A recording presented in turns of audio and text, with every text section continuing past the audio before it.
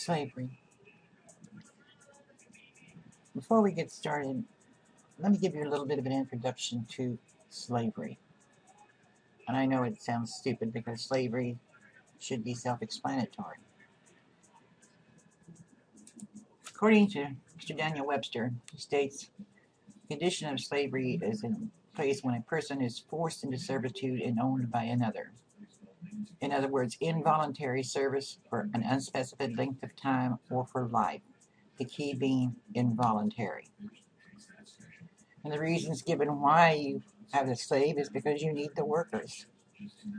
Or you committed a crime and you are put into slavery instead of going to jail. Or you may own a debt that you can't pay. Or perhaps you were in the military and you lost, so you became a prisoner of war. Or perhaps because of your station in life, you happened to be born to a slave. And if you were born to a female slave, you, of course, are a slave.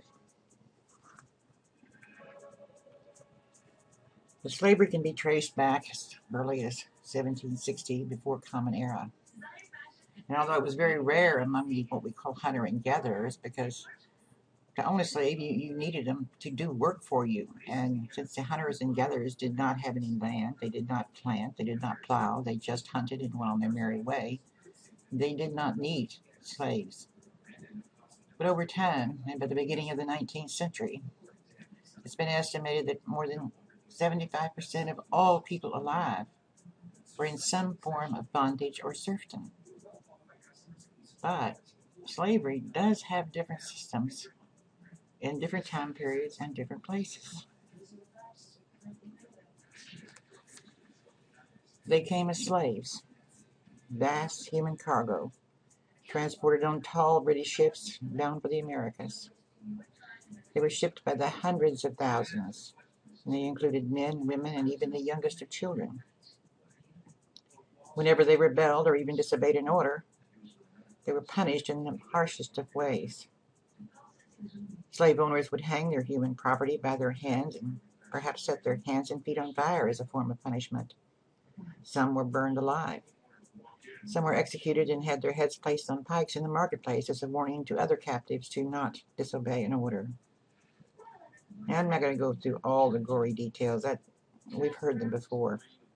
We all know too well the atrocities of the African slave trade. But are we talking about the African slave trade? No. I'm talking about white Catholic Irish people. King James II and Charles I of England led a continued effort to enslave the Irish peoples. And Britain's famed Oliver Cromwell furthered this practice by dehumanizing one's next-door neighbor. The Irish slave trade began when James II sold some 30,000 Irish prisoners as slaves to the New World. His proclamation of 1625 required Irish political prisoners be set overseas and sold to the English settlers in the West Indies. And by the mid-1600s, the Irish were the main slaves sold to the Caribbean islands. At that time, 70% of the total population were Irish slaves. Ireland very quickly became the biggest source of human livestock for the English merchants. The majority of the early slaves to the New World were actually white. From 1641 to 1652, over 500,000 Irish were killed by the English, and another 300,000 sold as slaves. Ireland's population fell from about 1,500,000 to a little over 600,000 in one single 10-year period. Families were ripped apart as the British did not allow Irish dads to take their wives and children with them across the Atlantic. And of course, this led to the helpless population of homeless women and children. And Britain's solution to that was to auction them off as well. During the 1650s, over 100,000 Irish children between the ages of 10 and 14 were taken from their parents and sold as slaves in the West Indies. Not just the West Indies, in our New England area and Virginia. During that decade, something like 52,000 Irish, which were mostly women and children, were sold in Barbados and again in Virginia. Another 30,000 Irish men and women were also transported and just sold to the highest bidder. In 1656, Cromwell ordered that 2,000 Irish children be taken to Jamaica and sold as slaves to the English settlers. Many people today will not call the Irish slaves, which is what they really were. They come up with terms like indentured servant to describe what occurred. But no matter what you want to call it, the Irish were slaves, nothing more than human cattle. As an example, the African slave trade was just beginning during this same time period. And it is well recorded that African slaves, not tainted with the stain of the hated Catholic theology, and they were more expensive to purchase. And in many cases, they were treated better than their Irish counterparts. During the 1600s, the black slave was very expensive. You could pay as much as 50 pounds sterling for one slave. But an Irish slave came very cheap. You could get one for no more than 5 pounds. And if a planter whipped or branded or beat an Irish slave to death, it was never a crime. A death was a monetary setback, but far cheaper than killing a more expensive African. The English master quickly began breeding the Irish women for both their own personal pleasure and for greater profit. Because children of slaves were themselves slaves, which increased the size of the master's workforce. And even if an Irish woman somehow managed to obtain her freedom, her children would remain slaves of her master. So Irish mothers, even when they had found emancipation, would seldom abandon their children and would remain in servitude. In time, the English thought of a better way to use these women. In some cases, with girls as young as 12, they're going to increase their market share. So the settlers began to breed the Irish women and girls with African men to produce slaves with a distinctive complexion. And these new mulatto slaves brought a much higher price than the Irish livestock, and likewise enabled the settlers to save money rather than having to purchase a new African slave. This practice of interbreeding the Irish females with African men went on for several decades and was very widespread. In 1681, legislation was passed forbidding the practice of mating Irish slave women to African slave men for the purpose of producing slaves for sale. Very specific statement. In short, it was stopped only because it interfered with the profits of the large slave companies. England continued to ship tens of thousands of Irish slaves for more than a century. And records state that after the 1798 Irish Rebellion, thousands of Irish slaves were sold both to America and Australia. There were horrible abuses to the Irish as well as the Africans. One British ship even documented dumping 1,300 plus slaves into the Atlantic so that the crew would have plenty of food to eat for themselves. There's very little question that the Irish experienced the horrors of slavery as much as the Africans did in the 17th century. There's also very little question that those little brown tan faces you see when you go to the West Indies are very likely a combination of African and Irish ancestry. In 1839, Britain finally decided on its own end to end its participation in what we call as Satan's highway to hell, and to stop transporting slaves, black and white.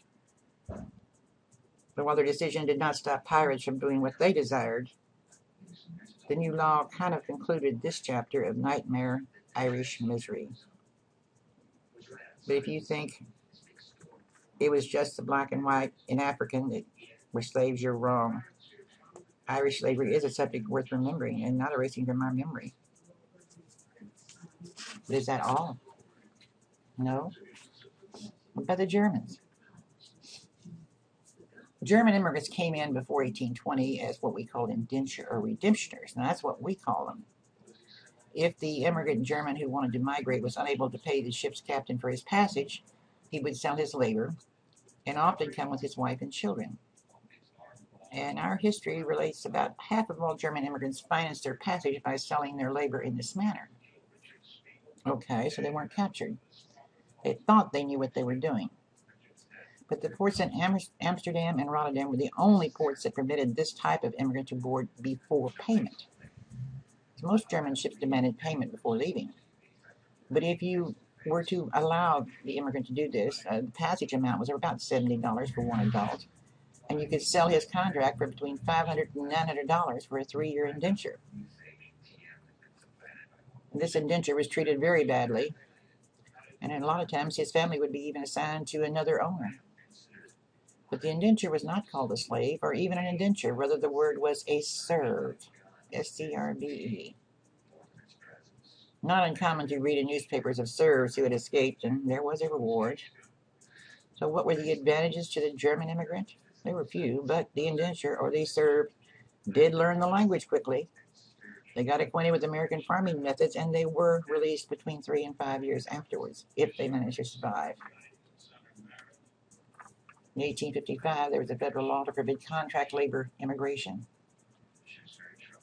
The Irish, the German, were there other white slaves? Yep. Between 16th and 19th centuries, the Muslim pirates, called corsairs, from the Barbary coast along the northern coast of Africa, they raided the ships and villages in the Mediterranean as well as the Atlantic, capturing and enslaving whites. It didn't matter if you lived on the shores of Italy or France or Spain or even Portugal, as far away as Ireland and England. All were raided by the Muslims. And from 1530 to 1780, more than 1 million white men and women were captured and enslaved. But Africa was also a good fertile ground for getting slaves. We captured the black men and women and marched them across Africa. And the estimates are between 18 and 25 million Africans were transported to the Arabian Peninsula to be sold. Of course, they preferred women, because they could be sold as house servants or concubines. The men and boys would usually be castrated along the route by an untrained sanitary equipment, and thousands of them bled to death because of the cruelty and the savagery of the castration. But that's all right, there's plenty more. So now that you realize that it was not just Africans that were enslaved, and not just the United States that sold human beings as slaves, we will begin our chapter. Chapter 11, the peculiar institution. By 1820, slavery was a very old institution in America. And with abolition in most of the northern states, the peculiar institution of slavery became unique to the South. The slavery's expansion was due to the growth of cotton production, which very quickly replaced sugar as the world's major slave crop. And based on the region's virtual monopoly on cotton, the crop cotton became known as king cotton.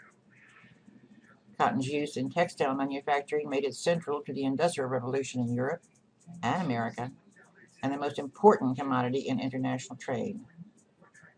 It didn't take long. By 1803, America's most valuable export was cotton. And just a short 5 decades later, the investments in slaves exceeded in value the worth of all the nation's factories and railroads and banks combined. This photograph, of course, is showing the black slave in the field picking cotton by hand, the white overseer on a horse. We'll learn more about this type of farming very shortly. Abolition in the northern states. As I said, the peculiar institution became unique to the South. And by the Civil War, the slave population had increased to nearly 4 million. The slavery had spread not only along the coast, and it spread to Arkansas and Louisiana and even eastern Texas. Slaves were 1/3 of the South's entire population, and over 50% of the population in the cotton states of the Deep South. Because we can no longer trade and bring in African slaves from Africa, we have internal slave trade developing. And we have more than 2 million were sold between 1820 and 1860, and a lot of them were transported to the Deep South, to the new cotton plantations. And this is where you get the expression being sold down the river. And today when we hear it, it refers to being betrayed, and this is basically what has happened. The slave of a plantation owner had been betrayed and sold down the Mississippi River to a cotton plantation in the Deep South. And the Cotton Kingdom could not have developed without the internal slave trade. And older slave states in the East came to depend on the sale of their slaves. And your text mentions Virginia. I've also included Kentucky, because Kentucky and Virginia were the two major internal slave-selling states. This just shows you where the massive population was, and as you can see, each one of those dots represents 200 slaves. And you can see the cluster of them in Virginia and South Carolina along the coast, and along the Mississippi River in certain parts of Alabama.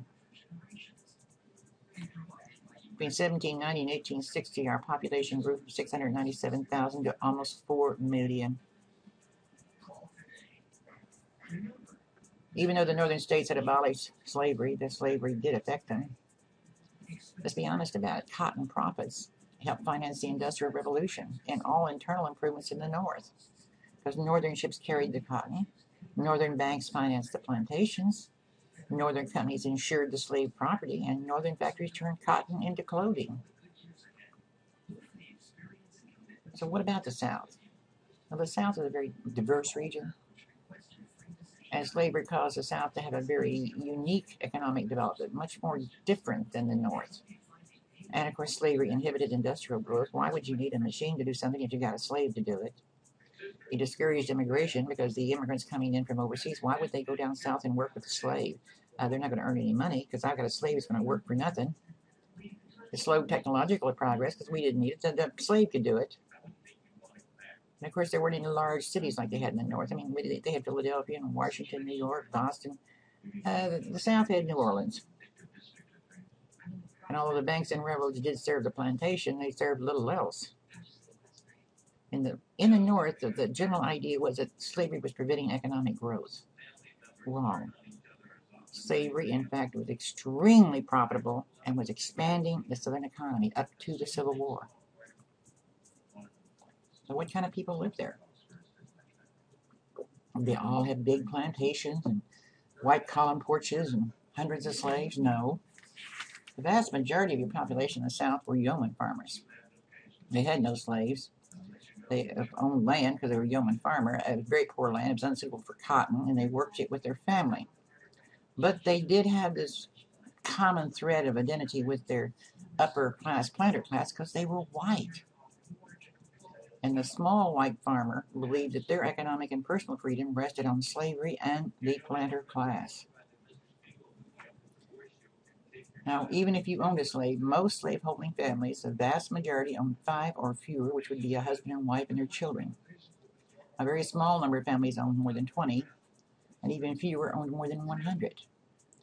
So we're having more and more property consolidated in fewer and fewer hands. But the large planter's slave property provided his wealth and his status. And by 1850, they had the most influence. They had the best land.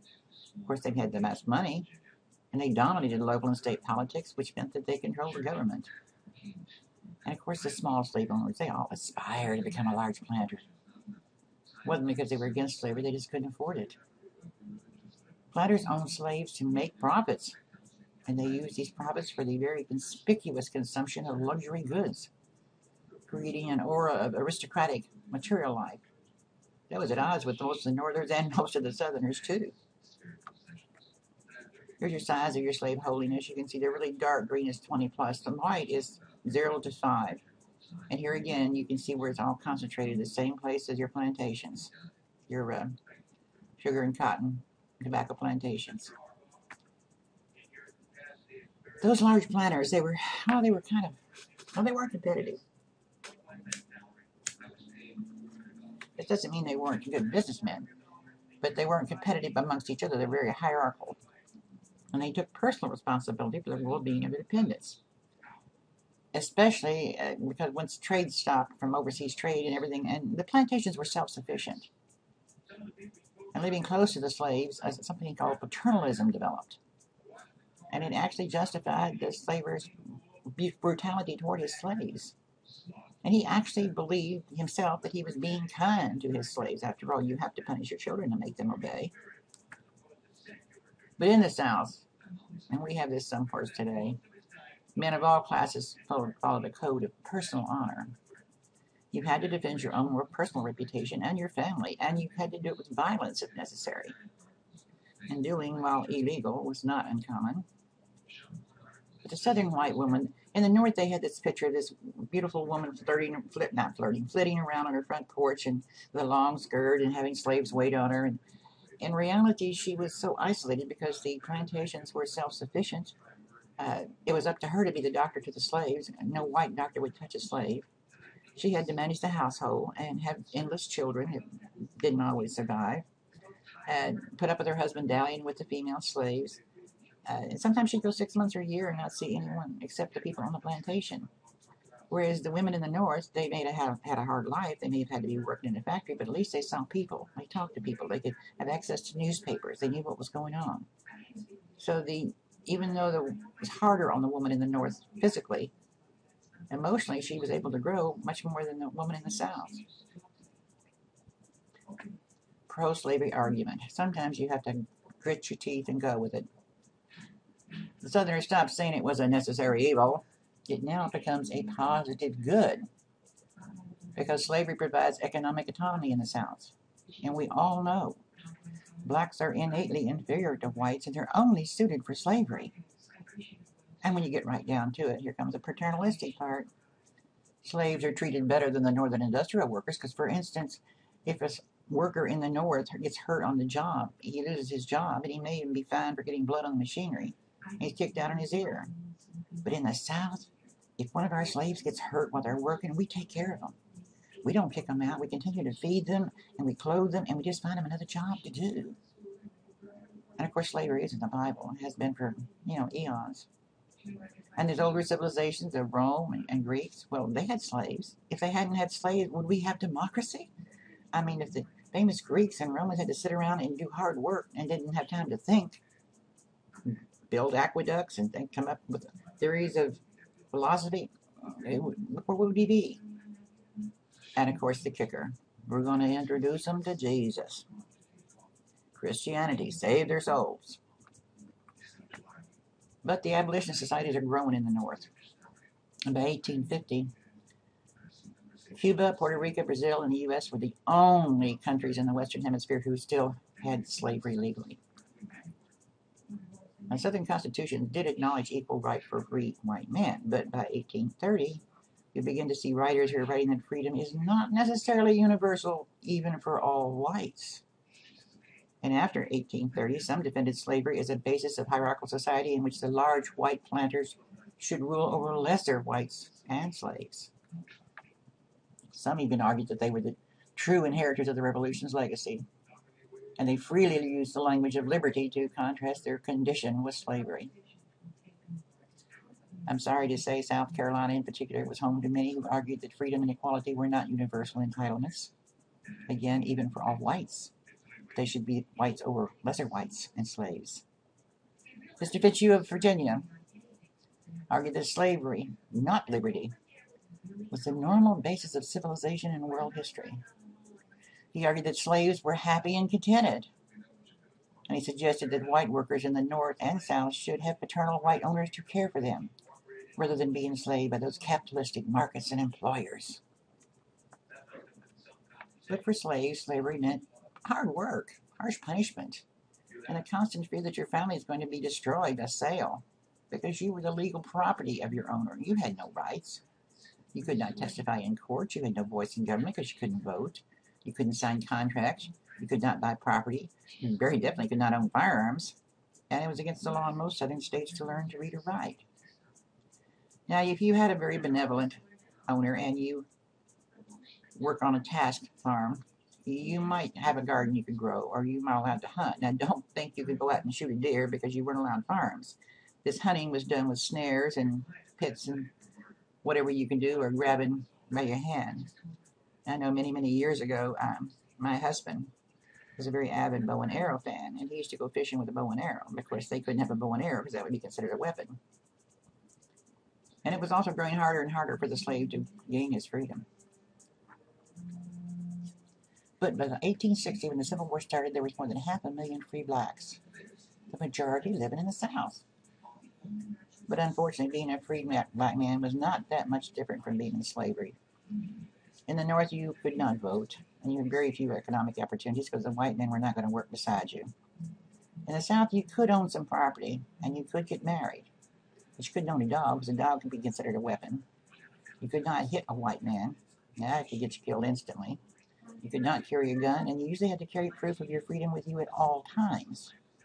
And of course, you weren't allowed to associate. There was no black and white mixture, no interracial dating or anything like that. So this sharp racial distinction between black and white left little room for a mulatto class to emerge. But as I said, by 1860, very few of the South's free blacks lived in the lower South, and those who did were mostly in the cities like New Orleans and Charleston. And in New Orleans and Charleston, a rather large free black community did exist. Most were craftsmen, and some of them even became quite wealthy. They established their own churches and schools. And in the upper South, where most Southern free blacks lived, they worked mostly for wages as farm labor or craft in town. And there were some free blacks who got so wealthy that they even bought their own plantations and owned slaves. Yes, I'm sorry to say this. There were some blacks who owned black slaves. And you think that wasn't confusing for the slave? This is a distribution, as you can see, where most of it is. There again, right along the coast, around New Orleans, parts of Florida, but along the rivers, transportation, and up in the New England area. About 75% of all women and 90% of all men actually work in the fields. So you have a very small group that worked in town as craftsmen or worked in the big house, as they say. And the organizing of their work, of course, varied according to the type of crop they had and the size of the plantation. Now, on most small farms, slaves worked alongside their owner. But the largest concentration of slaves worked on plantations in the Cotton Belt in gangs, directed by an overseer and maybe a slave driver. That word you do need to know. Gangs, overseers, slave driver, task force. You do need to know the definition of these words. And the picture I showed you in the beginning is of a gang with an overseer. The overseer was kind of like the foreman, tasked with producing large crops, and they didn't own their own land, and they often were very, well, they didn't have much self-esteem. And it's like the expression, what runs downhill. Your boss fusses at you, then you fuss at somebody under you. So if the plantation owner got on the overseer or the driver because something wasn't being done out in the fields, he's going to take it out on the slaves. Those who worked in the sugarcane in southern Louisiana worked in what they called gangs with the driver or the overseer, and in one of the harshest working conditions in the South. The sugarcane fields are basically around the mouth of the Mississippi down around New Orleans. But slaves who worked on the rice plantations in South Carolina and Georgia engaged in what we call task labor. They basically worked without supervision and had a free time for the day if they finished their task early. Because the slave owner, plantation owner, he's not going to go out there where they've got all that rice and all that water and all that water moccasins and all that malaria. So he would put you out there and basically you couldn't leave, but you had a little free time. So if you working on the sugar plantations or the rice plantations, neither one of them were what you call safe occupations. It was still sometimes easier than working in the cotton fields. As you can see here, you've got your major crops in what we call the Deep South. This would be the area called the Deep South, the green. And that's where most of the cotton was grown. As I said, right around New Orleans and around the mouth of the Mississippi is where you've got your sugar cane. Your yellow, of course, is your tobacco crop. And this small area here is, of course, the rice or the indigo. So this is the lower South. This is what we call the upper South, or the border. As I said, some of your skilled craftsmen, they worked in the cities. And I've got a group of slaves in my plantation, and some of them are really skilled because if you've ever visited a plantation in Carolina, you've seen it out and back behind the big house. They have what we would call almost a mini mall. They'd have little shops set up where maybe one shop would be where you make plates, another shop would be where you make harnesses, another shop where you make shoes. They were completely self-sufficient. But sometimes I don't have enough work to keep these craftsmen busy, so I let them go into town and work, kind of like the half-freedom that they had in New Amsterdam before the English took over. And some of them lived by themselves, and if I was a good master, I'd let them keep most of their money. But by the 1850s, we're beginning to take our slaves out of the cities and bring them back to the plantation because all this independence, they're starting to get too uppity. And slavery is based on force, involuntary servitude. And slave owners use a variety of methods to maintain order and discipline and to, shall we say, persuade the slave to work productively. Most masters would use any kind, but it would be very rare for a slave not to be whipped at some point in his or her life, and even a minor infraction invited a whipping. You see, that's why we use whipping. There were other cases where if you were a severe runaway, we might brand you, we might put something around your neck, and rare cases, we may cut your Achilles tendon so you couldn't walk. Your back may look like a barbed wire fence because we beat you so much. But say, for instance, you go to town and you buy a John Deere tractor to cut your grass, and you go out to start it the next morning and it doesn't start because the battery's dead. So you get a ball bean hammer or a sledgehammer and you just beat the living tar out of that little tractor. Well, it's never going to run again. What have you accomplished? You've got your frustrations out. So if you paid $1,000 for a slave market, you want him to know that you're the boss. You want him to be fearful of you, but you're not going to hurt him so bad that he can't work. That's kind of defeating yourself. Some use settler methods. They exploited the division between the slaves, between the field hands and house servants especially. They created incentives for hard work, such as time off or even cash payments. But the threat of being sold was the most powerful weapon the owners had, because that disrupts everything. Just a picture, a very poorly drawn picture. I've never heard anything, but whipping was the way to go.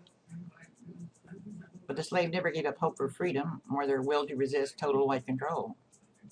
And they even succeeded in creating a kind of semi-independent culture centered on the family and church, which are very important to them.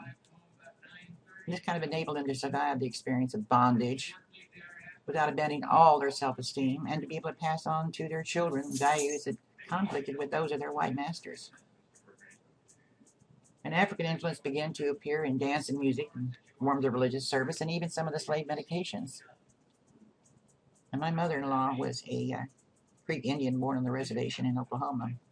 Back, if you want to know the honest-to-God truth, in the 1890s, she had some rather unique Indian remedies that she still used, and believe it or not, they worked. So I can fully appreciate some of the African remedies that they brought with them from Africa. Not because most of the slaves of this time, they're not coming in from Africa. They're fourth, fifth, and sixth generation, but they've had stories told down to them. The storyteller in the family is very important. Because by the end of this African slave trade, we've got this particularly African-American traditions are beginning to form. And the family was the center. And because of the natural increase of the slave population in the United States, there began to be an equal ratio of male and female slaves, which allowed for the creation of families of sorts. And while slave marriages were not legally recognized, the masters, they consented to them in the marriages. And they were often a very significant event on the plantation. And I'd say about 5 years ago, I had a young African lady in my class who was actually from Africa.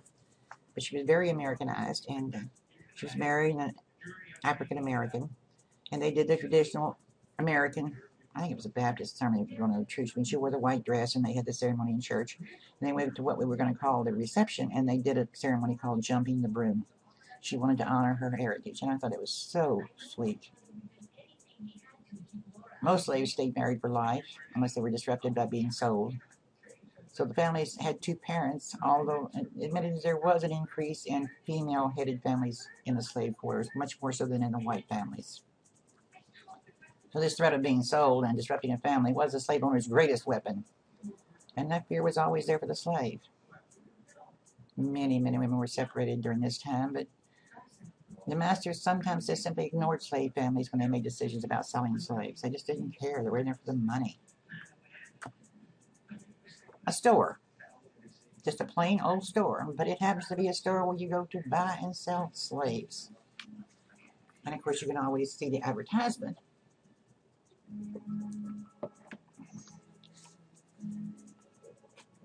Slave men and women were equally powerless. This cult of domesticity that we talked about in the last week or two, putting women in the home, it did not apply to a slave woman. Because the male slave could not provide for his family. He could not protect his wife from physical or sexual abuse by owners and overseers. And he couldn't choose when and how their children might work or even how they could be educated. That was the slave master's sole domain. So we've got the family that's trying to form. So now we also have this distinctive form of Christianity, which kind of helps slaves survive. They participated in religious favor of the Second Great Awakening, and every plantation seemed to have one slave that had this. Well, he wasn't educated, but he was very good at speaking and had knowledge of the Bible. And these city slaves often established their own churches. But no matter whether you were on the plantation or in town, gender roles did prevail. I mean, the male was dominant. The men worked outdoors while the women worked and cared for the children and cooked. But the slave family always remained central to the slave culture. It allowed slaves to transmit their values and traditions and strategies for survival from generation in their own churches. But as a slave master, they used Christianity as another means of control and discipline.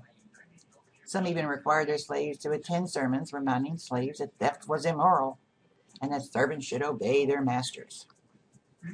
Now, this little drawing, pen-and-ink drawing, appeared in 1867, right after the Civil War. By that time, we may have had a few churches, but during and before the Civil War, we didn't have the churches. The black man attended white man's churches are usually 90% of the time it was outdoors sitting on a stump. And of course, they didn't have the good clothes to wear like they have here. This is very obviously a pen-and-ink drawing done by a white man. The slave religion was practiced sometimes at night or in secret, because sometimes the slave owner didn't want more than one or two slaves getting together because we didn't know what they were plotting. Sometimes it would be in the open during the day, and they were always very interactive and emotional. This biblical story of the Exodus in which God lets Moses lead the enslaved Jews of Egypt to the promised land of freedom. Oh, the blacks loved that one. Because they saw themselves as the chosen people who would one day be delivered from bondage. They saw Christ as a redeemer who cared for the oppressed and was important. And there's certain stories they really loved, like, Jonah who escaped from the whale, and David who kind of beat up on Goliath, and Daniel who escaped the lion's den. But this Christian message of brotherhood and equality of all before the Creator seemed to repudiate slavery. Slave culture rested on the freedoms. The slaves believed that slavery was unjust in their yearning for freedom. And they believed they were being deprived of the fruits of their labor by idle planters living lives of luxury. Yeah, you think? And most slaves knew it was impossible to directly combat their condition, but this didn't prevent them from desiring freedom. They constantly talked and dreamed of it, and their actions during and after the war kind of proved that, yeah, they kind of wanted out of it. Now, American slaves rarely rebelled. Slaves in the Caribbean or Latin America revolted violently. But they didn't just simply submit. They had two types of resistance. They had active resistance and passive or silent. Active would be sabotage, starting fires, breaking things on purpose, running away, committing murder, poisoning food. Passive or silent would be doing poor work, breaking tools, faking illness. But you need to be careful when you fake an illness, because the master's wife is going to be the one that treats you, and who knows what she's going to give you. And most slaves had no knowledge of geography other than the plantation, so they could leave the plantation if they ran away, but where would they go? They didn't know where town was. They didn't know where north was. And there's been a lot of romantic talk about this Underground Railroad. Did it exist? Yes. Did it help slaves escape? Yes. From the upper South, it helped slaves escape. From the lower South, you wouldn't go all the way through Tennessee and Kentucky to get all the way to Canada. You'd probably head for the island or New Orleans to kind of blend in with the rest of the first blacks. But there was an organization called the Underground Railroad, and it was black, white, male, and female that did help. And when they did escape, they would usually, like I say, go to larger cities where they would try to blend in with the other free blacks or travel to Canada. And some of them escaped to New England and actually went to court and sued for their freedom. Now, I have some revolts listed here. We've talked about the Stoner Rebellion, and if you haven't, you should know it because it's in South Carolina. Gabriel's Rebellion we talked about. Denmark Vesey was the one that was, not to me, the best plan. I thought that was a pretty neat idea. Go get all the good white Christian South Carolinians locked up in church. When I go to church on Sunday morning, lock the church and burn them up. In each one of them, someone betrayed them that was in the organization trying to escape. You don't need to know the details of all of them, but you do need to know a little bit about Nat Turner and the Amistad, which really, it was based on an actual event in 1839 and involved the president and the former president. If you haven't seen that movie, The Amistad, I would suggest strongly that you get it and watch it. It shows it's not 100% historically accurate, no, but it's pretty close. But Nat Turner is the one that everyone knew that they had a Nat Turner on their plantation. Nat Turner was born about the time that Gabriel was executed. He was a visionary. He wasn't very old. He was just in his early 30s when he started having visions. And he was also, well, he kept having visions, but he had no clear goals. In August of 1831, he and about 70 armed slaves and free blacks set out to slaughter the white neighbors who enslaved them. Using a machete, the first thing they killed was Turner's master. He'd run away one time and actually came back. God didn't tell him it was time to do it yet. And they kept moving toward town and having other free slaves and slaves join them, and it didn't take long before they were quickly captured. But Turner managed to elude authorities for over a month. And on a Sunday morning on October the 30th, a local white man kind of stumbled on him where he was hidden and got a hold of him. And of course, they had a special Virginia court which had a trial. Of course, we're a land of laws. We're not going to just lynch somebody. We're going to have a trial and then hang them. They sentenced him to hang 6 days later. That was bad enough. Hanging someone for something like, using a machete to hack up boys and girls, I can understand that. But after the execution, the angry whites, they took his body down and they skinned it. They cut off some body parts and sold as souvenirs. They took the rest of his body and burned it down into fat. They cut his head off and put it on a pike. It was just horrible. And of his fellow rebels, 21 went to the gallows and 16 were sold away from the plantations. And what did it accomplish? It just made harsher rules for the slaves. But the bloody way that they ended, Mr. Turner and his machete. Not good. That's what you remember in the way his body was treated afterwards. So realize that we had some rebellions, nothing as severe as they had in the Mediterranean. And be familiar with the names.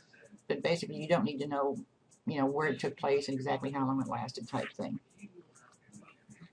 Like I say, everyone knew they had a Matt Turner on their plantation, and slave restrictions tightened.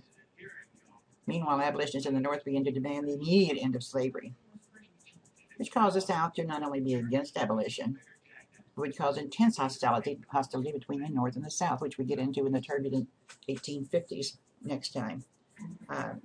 It's like somebody keeps telling you, you live wrong. Everything about your life is wrong. It's unchristian. It's ungodly. You've got to change. You either have to defend your way of living or change it.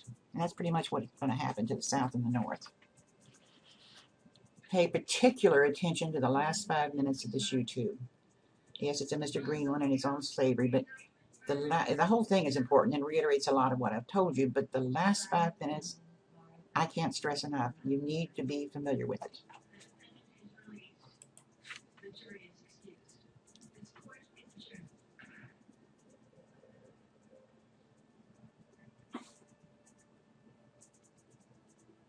Come on.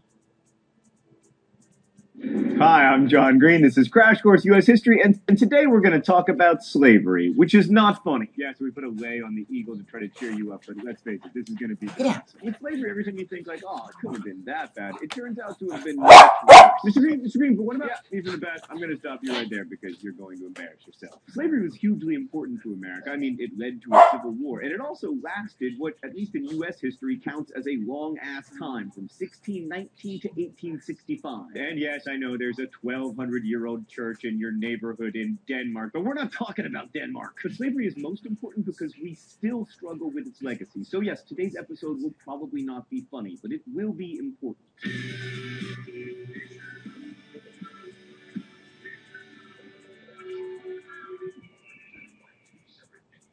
So the slave-based economy in the South is sometimes characterized as having been separate from the market revolution, but that's not really the case. Without Southern cotton, the North wouldn't have been able to industrialize, at least not as quickly, because cotton textiles were one of the first industrially produced products and the most important commodity in world trade by the 19th century. And 3/4 of the world's cotton came from the American South. And speaking of cotton, why has no one mentioned to me that my collar has been half popped this entire episode, like I'm trying to recreate the Flying Nun's hat? And although there were increasingly fewer slaves in the North as northern states outlawed slavery, cotton shipments overseas made northern merchants rich, northern bankers financed the purchase of land for plantations, northern insurance companies insured slaves who were, after all, considered property and very valuable property. And in addition to turning cotton into cloth for sale overseas, northern manufacturers sold cloth back to the South, where it was used to clothe the very slaves who had cultivated it. But certainly the most prominent effects of the slave-based economy were seen in the South. The profitability of slave-based agriculture, especially King Cotton, meant that the South would remain largely agricultural and rural. Slave states were home to a few cities, like St. Louis and Baltimore, but with the exception of New Orleans, almost all Southern urbanization took place in the Upper South,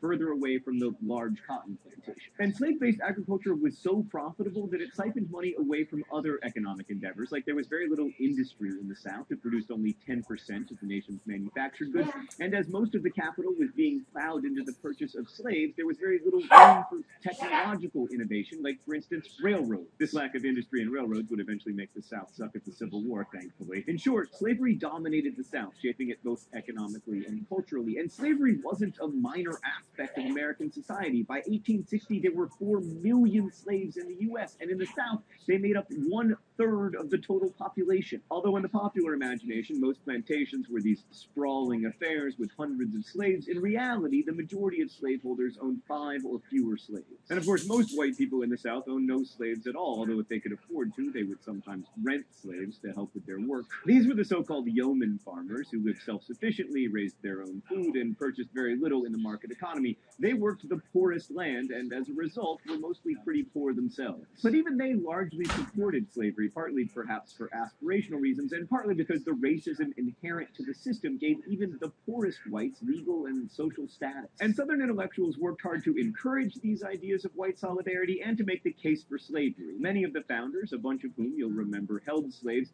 saw slavery as a necessary evil. Jefferson once wrote, quote, "As it is, we have the wolf by the ear, and we can neither hold him nor safely let him go. Justice is in one scale and self-preservation in the other." The belief that justice and self-preservation couldn't sit on the same side of the scale was really opposed to the American idea, and in the end, it would make the Civil War inevitable. But as slavery became more entrenched and as ideas of liberty and political equality were embraced by more people, some Southerners began to make the case that slavery wasn't just a necessary evil. They argued, for instance, that slaves benefited from slavery because, their masters fed them and clothed them and took care of them in their old age. You can still hear this argument today, astonishingly. In fact, you'll probably see asshats in the comments saying that. I will remind you, it's not cursing if you are referring to an actual ass. This paternalism allowed masters to see themselves as benevolent and to contrast their family-oriented slavery with the cold, mercenary capitalism of the free labor North. So yeah, in the face of rising criticism of slavery, some Southerners began to argue that the institution was actually good for the social order. One of the best-known proponents of this view was John C. Calhoun, who in 1837 said this in a speech on the Senate floor: "I hold that in the present state of civilization, where 2 races of different origin and distinguished by color and other physical differences, as well as intellectual, are brought together, the relation now existing in the slaveholding states between the two is, instead of an evil, a good. A positive good." Now, of course, John C. Calhoun was a fringe politician, and nobody took his views particularly seriously. Well, he was Secretary of State from 1844 to 1845. Well, I mean, who really cares about the Secretary of State, Stan? He was also Secretary of War from 1817 to 1825. All right, but we don't even have a Secretary of War anymore. And he was Vice President from 1825 to 1832. Oh my God, were we insane? We were, of course, but we justified the insanity with biblical passages and with the examples of the Greeks and Romans and with outright racism, arguing that black people were inherently inferior to whites and that not to keep them in slavery would upset the natural order of things, a worldview popularized millennia ago by my nemesis, Aristotle. God, I hate Aristotle. You know what defenders of Aristotle always say? He was the first person to identify dolphins. Well, okay. Dolphin identifier. Yes, that is what he should be remembered for, but he's a terrible philosopher. Here's the truth about slavery.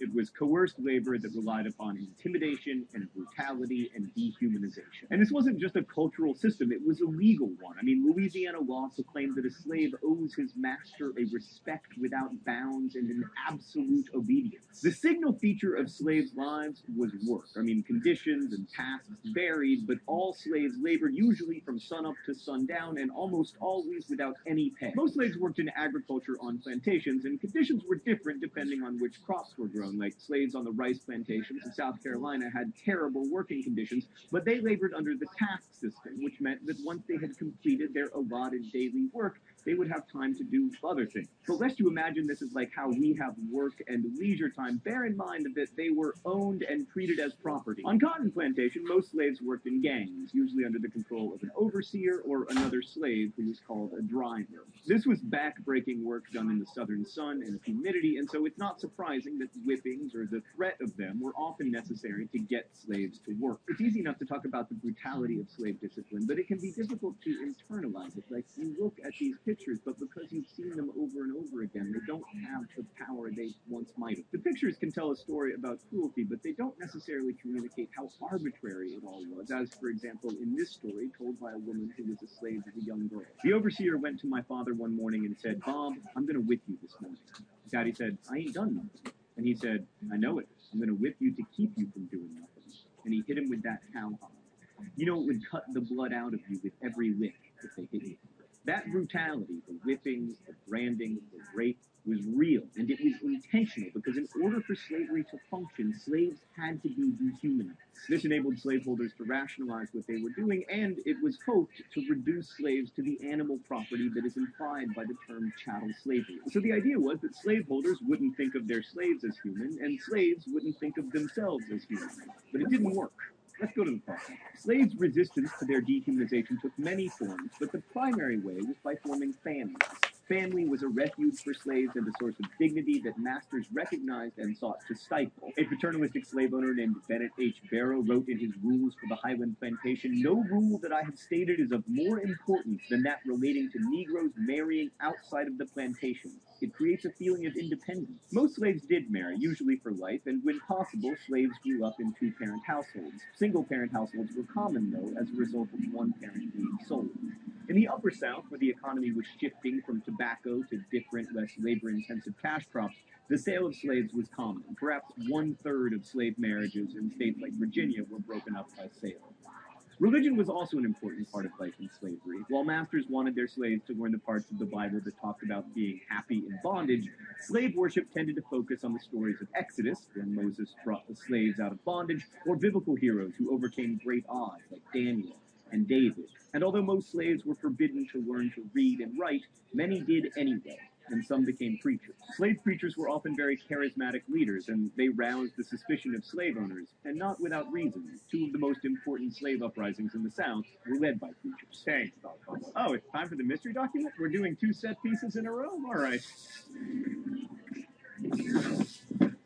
The rules here are simple. I wanted to reshoot that, but Stan said no. I guess the author of the mystery document. If I am wrong, I get shocked with the shock pen. Since I have been in the Queen's dominions, I have been well contented. Yes, well contented for sure. Man is as God intended he should be. That is, all are born free and equal. This is a wholesome law, not like the Southern laws, which puts man made in the image of God on level with brutes. Oh, what will become of the people, and where will they stand in the day of judgment? Would that the 5th verse of the 3rd chapter of Malachi were written as with a bar of iron and the point of a diamond upon every oppressor's heart, that they might repent of this evil and let the oppressed go free. All right, definitely a preacher, because only preachers have read Malachi. Probably African-American, probably not someone from the South. I'm going to guess that it is Richard Allen, the founder of the African Methodist Episcopal Church. Ah, dang it! It's Joseph Taper, and Stan just pointed out to me that I should have known it was Joseph Taper, because it starts out, "Since I have been in the Queen's dominions." He was in Canada. He escaped slavery to Canada, the Queen's dominions. All right, Canadians, I blame you for this, although thank you for abolishing slavery decades before we did. So the mystery document shows one of the primary ways that slaves resisted their oppression, by running away. Although some slaves, like Joseph Taper, escaped slavery for good by running away to northern free states or even to Canada, where they wouldn't have to worry about fugitive slave laws, even more slaves ran away temporarily, hiding out in the woods or the swamps and eventually returning. No one knows exactly how many slaves escaped to freedom, but the best estimate is that 1,000 or so a year made the journey northward. Most fugitive slaves were young men, but the most famous runaway has been hanging out behind me all day long: Harriet Tubman. Harriet Tubman escaped to Philadelphia at the age of 29, and over the course of her life, she made about 20 trips back to Maryland to help friends and relatives make the journey north on the Underground Railroad. But a more dramatic form of resistance to slavery was actual armed rebellion, which was attempted. Now, individuals sometimes took matters into their own hands and beat or even killed their white overseers or masters, like Bob, the guy who received the arbitrary beating, responded to it by killing his overseer with a hoe. But that said, large-scale slave uprisings were relatively rare. The four most famous ones all took place in a 35-year period at the beginning of the 19th century. Gabriel's rebellion in 1800, which we talked about before, was discovered before he was able to carry out his plot. Then in 1811, a group of slaves upriver from New Orleans seized cane, knives, and guns and marched on the city before militia stopped them. And in 1822, Denmark Vesey, a former slave who had purchased his freedom, may have organized a plot to destroy Charleston, South Carolina. I say may have because the evidence against him is disputed and comes from a trial that was not fair. But regardless, the end result of that trial is that he was executed, as were 34 slaves. But the most successful slave rebellion, at least in the sense that they actually killed some people, was Nat Turner's in August 1831. Turner was a preacher, and with a group of about 80 slaves, he marched from farm to farm in Southampton County, Virginia, killing the inhabitants, most of whom were women and children, because the men were attending a religious revival meeting in North Carolina. Turner and 17 other rebels were captured and executed, but not before they struck terror into the hearts of whites all across the American South. Virginia's response was to make slavery worse, passing even harsher laws that forbade slaves from preaching and prohibited teaching them to read. Other slave states followed Virginia's lead, and by the 1830s, slavery had grown, if anything, more harsh. So this shows that large-scale armed resistance was, Django Unchained aside, not just suicidal, but also a threat to loved ones and really to all slaves. But it is hugely important to emphasize that slaves did resist their oppression. Sometimes this meant taking up arms, but usually it meant more subtle forms of resistance, like intentional work slowdowns, or sabotaging equipment, or pretending not to understand instructions. And most importantly, in the face of systematic legal and cultural degradation, they reaffirmed their humanity through family and through faith. Why is this so important? Because too often in America, we still talk about slaves as if they failed to rise up, when in fact, rising up would not have made life better for them or for their family. The truth is, sometimes carving out an identity as a human being in a social order that is constantly seeking to dehumanize you is the most powerful form of resistance. Refusing to become the chattel that their masters believed them to be is what made slavery untenable and the Civil War inevitable. So make no mistake, slaves fought back, and in the end, they won. I'll see you next week. Crash Course is produced and directed by Stan Mower. The script supervisor is Meredith Danko. Our associate for the script. As I said, pay very close attention to the last 5 minutes of that. There will be some questions. Will there be questions on your quizzes or on your essays or your test about the information in the first part of the lecture that's not in your text? Yeah, I think so. Not a lot. Basically, this is one of the hardest chapters to go through. We are all, of course, opposed to slavery, and it is basically involuntary servitude. But like I say, pay close attention because, like he said, so many times we think, why didn't the slaves rise up and rebel? And they were outnumbered, they were outgunned, they were outmaneuvered. But they did, in their own way, resist.